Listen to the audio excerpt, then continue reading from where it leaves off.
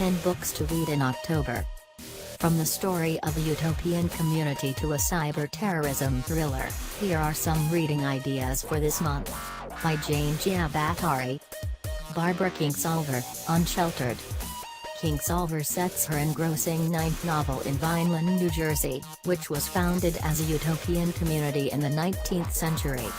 She alternates chapters told by inhabitants of the same brick house more than a century apart.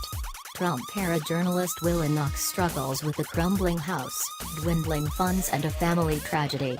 Her daughter-in-law's suicide after giving birth to a son. In the 1880s, Thatcher Greenwood, a science teacher, finds his marriage challenged by the house's structural instability. Caught up in the volatile conflict between creationism and Darwinism, Greenwood finds support from his scientist neighbor Mary Treat. Willa discovers her house's connection to Thatcher and Treat, and hopes for a historic preservation grant to finance repairs. Kingsolver's portrayals of the complicated generational interactions of families from two eras is nuanced and convincing. Credit, HarperCollins. Ghana's Hashemzada Bond, What We Owe. Our time was always borrowed. We should have died in the revolution. Nahid muses when she gets the fatal diagnosis of stage 4 ovarian cancer. She recalls university days in Iran 30 years before, when her younger sister Naura disappeared during a police crackdown on a demonstration and many others died. Leaving her family behind, she follows Masood, her husband, into exile, even though he beats her mercilessly. Then he is gone, too. Everything disappears. Bond writes. As Nahid undergoes treatment, she works to fix her troubled relationship with her daughter Aram. Then Aram announces she is expecting a daughter. Nahid is transfixed, imagining this child could be born into a place where she can be rooted, safe. Bond ends her heartrending story with a glimmer of hope. The book is translated from the Swedish by Elizabeth Clark Vessel. Credit, Houghton Mifflin Harcourt. Kirsten Aleo, Buddhism for Western Children. Daniel is 10 when his parents move him and his sister Violet from Halifax to Maine, where they become followers of Avadhut Master King Ivanovich.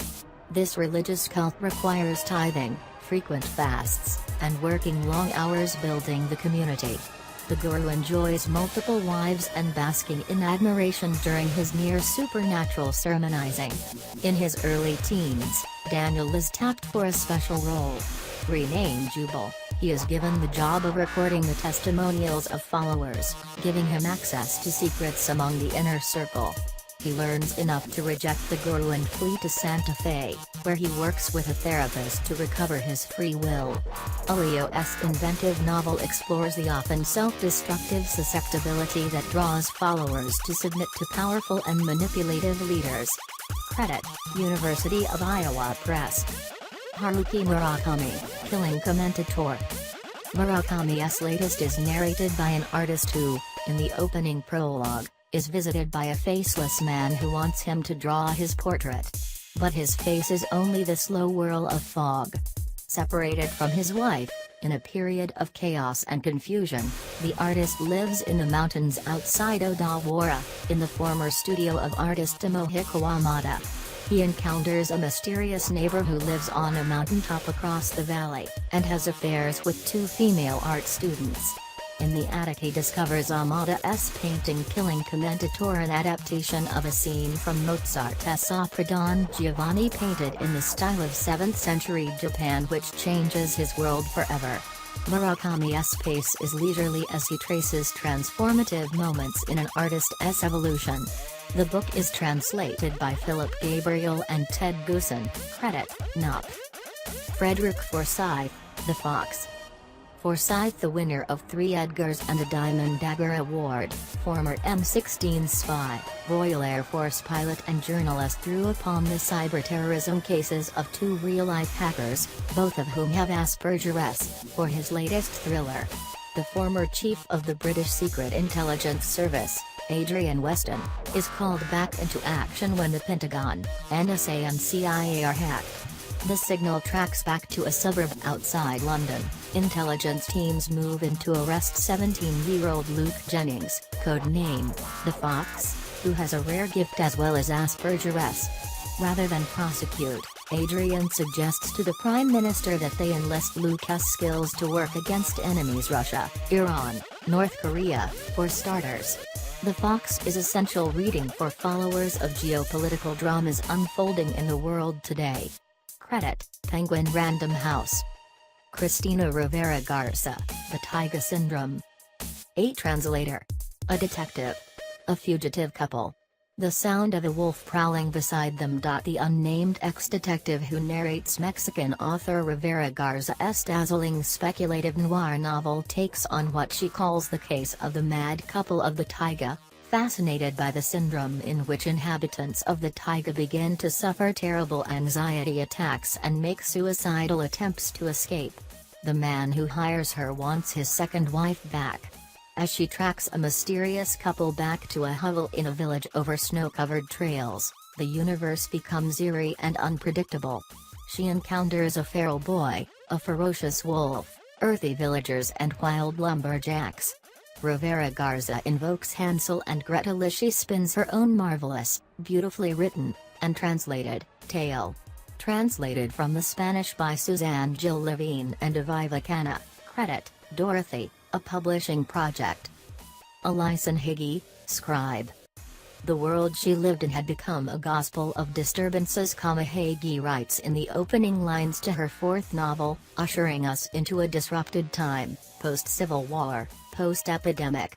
Her narrator lives in the remote mountains of Appalachia, in the house built by her father's slaves, and makes her way by bartering her otherworldly letter-writing skill. A ragtag group known as the Uninvited live in her fields. The equilibrium is fragile. The arrival of a stranger who wants her to write a letter, a man she assesses as a human weed like herself, tough, quick to find territory, may tip the balance. Higgy, who was raised in the Blue Ridge Mountains, draws upon folk tales and history to create her eerie, artfully etched post-apocalyptic tale. Credit, Grey Wolf. Edward Carey, Little. Carey creates a quirky, indelible character in Little, Anne-Marie Grosch-Hals, born undersized in 1761 in a small village in Alsace, and destined to become the artist known as Madame de Sade.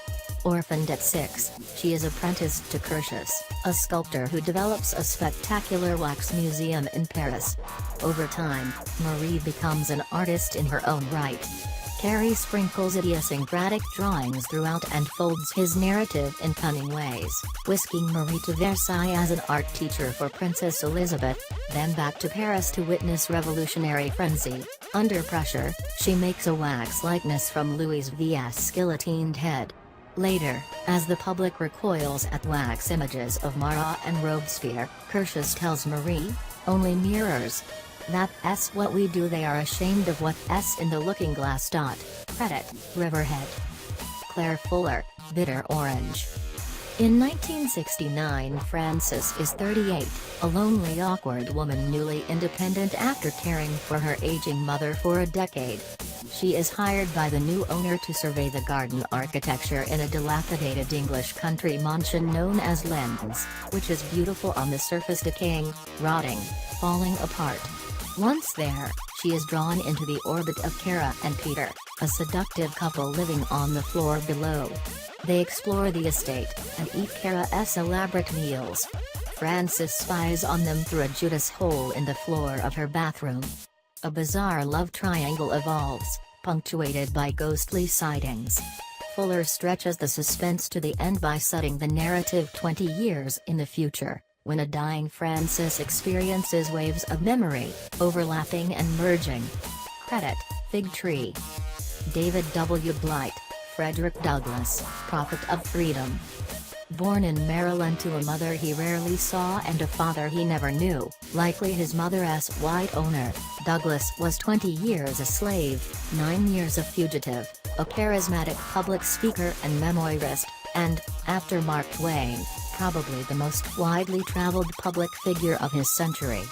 Blight shows the contradictions and evolution of Douglass's lifetime of anti-slavery activism, his relationships, from Abraham Lincoln to Ida B. Wells, and his family 2 wives, children and grandchildren.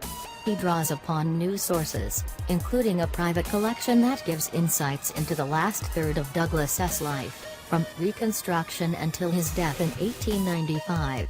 A superlative biography of the slave who became a lyrical prophet of freedom, natural rights and human equality. Credit, Simon & Schuster.